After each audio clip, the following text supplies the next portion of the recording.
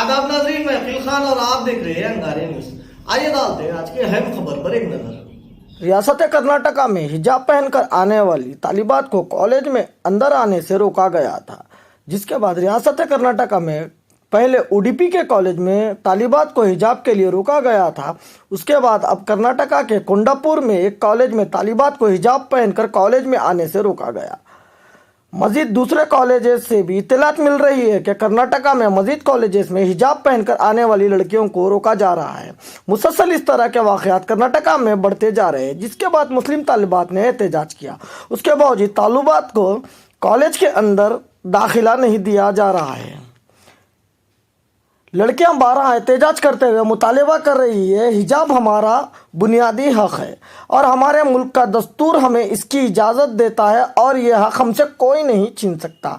आज रियासत कर्नाटका के उडुपी और कोंडापुर के कॉलेजेस में हिजाब पहनकर कॉलेज में दाखिला न देने पर ख़वातीन ने रोड पे उतरकर एहतजाज किया और इस मौके पर एहतजाज करने वाली ख़वातीन ने कहा कि हमारा संविधान और शरीयत हिजाब पहनने की इजाज़त देता है, कोई भी हिजाब पहनने से हमें रोक नहीं सकता।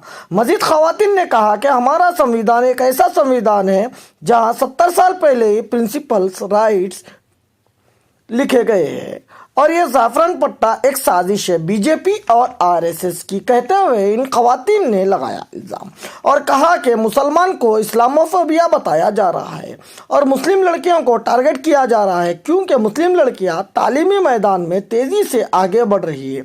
मुस्तक़बिल में उन्हें रोकने के लिए ये साजिशें रची जा रही है।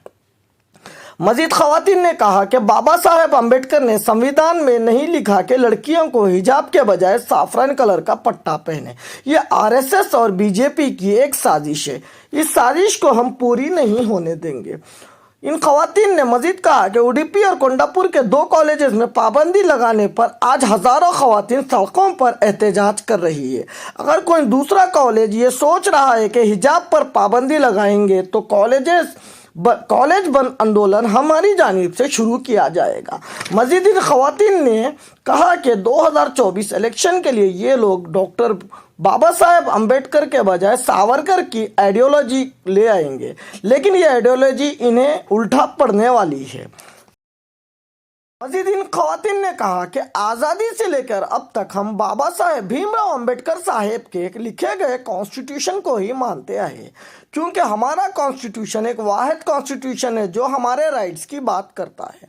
मजीद आइए देखते हैं ये रिपोर्ट रियासत कर्नाटका से। कॉन्स्टिट्यूशन एक ऐसा कॉन्स्टिट्यूशन है जहां पर 70 साल से पहले ही एक राइट्स, रूल्स, प्रिंसिपल्स, रेगुलेशंस लिखे गए हुए हैं।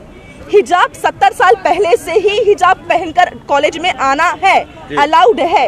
ये सैफरॉन एक साजिश है आरएसएस की, बीजेपी की, क्योंकि मुसलमान को इस्लामिक फोबिया बताया जा रहा है, मुसलमान लड़कियों को टारगेट किया जा रहा है ताकि वो फ्यूचर में जितना तेजी से वो बढ़ रहे हैं उन्हें फ्यूचर में कमजोर क्यों करने के लिए उन्हें ये साजिश की जा रही है। कॉन्स्टिट्यूशन तो कभी ऐसा कह ही नहीं सकता कि इनको राइट्स है, इनको राइट्स नहीं है। अगर कॉन्स्टिट्यूशन में लिखना था तो अंबेडकर पहले ही लिख देना कि हिजाब पहनकर आना है, साफरॉन कलर का पट्टा पहनकर आना है। ये क्यों नहीं था? उन लोगों को क्या अभी याद आया कि साफरॉन कलर का पट्टा 2 दिन 4 दिन पहले निकला है?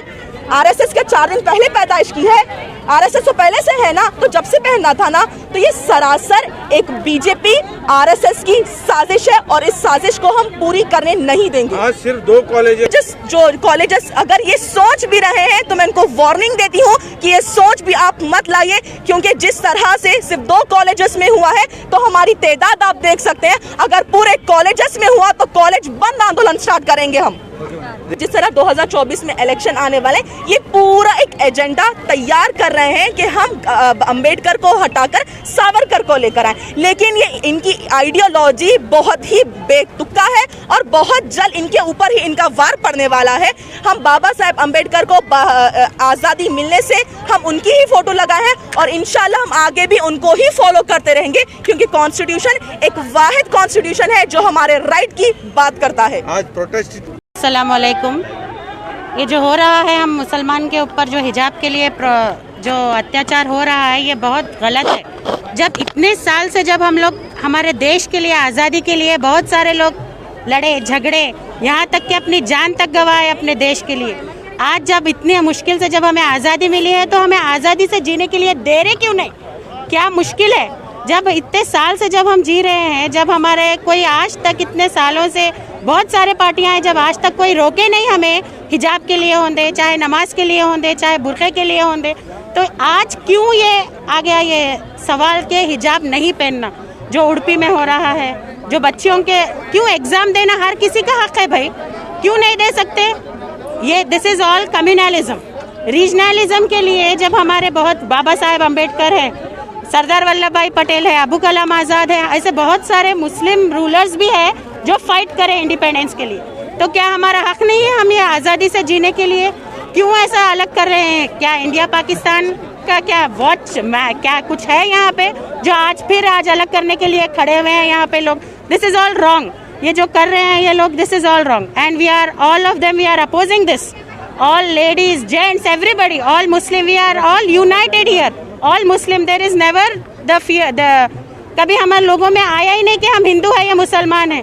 हर स्कूल में, हर कॉलेज में, हर मजहब के लोग हैं, फिर क्यों ऐसा मजहब बोलते हैं? आज आप लोग बोल रहे कि ये मजहब है, कोई हिंदू मुस्लिम यहाँ पे कोई है नहीं, हम कभी महसूस ही नहीं करें कि हम हिंदू मुस्लिम है बोल, वी आर ऑल यूनाइटेड, कभी ऐसा हुआ ही नहीं कि हम हिंदू है। जब हम लोग एक साथ जब कोई वर्क करने के लिए जाते, as a working women we all work together, we are all united here, we work everybody, English, Hindu, Muslim, Christian, everybody are there, we eat in one plate, then why all this communalism is there, why this all things are going on के हिजाब नहीं पहनना नमाज के लिए?